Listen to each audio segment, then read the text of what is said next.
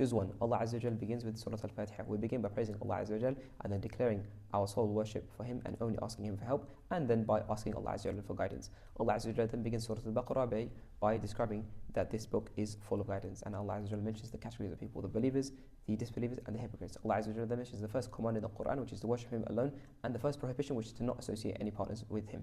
Allah Azza wa Jal then goes on to mention the story of Adam alayhi salam and his creation and his fall from Jannah due to his mistake. Allah Azza wa Jal then mentions the Bani Israel in much depth, and He mentions their stories and how He saved them from Fir'aun and how He preferred them over all of the world. Allah then mentions the story of the Baqarah, which this surah is named after, that the Bani Israel were ordered to slaughter a cow, and yet they persisted in asking unnecessary questions to make things difficult.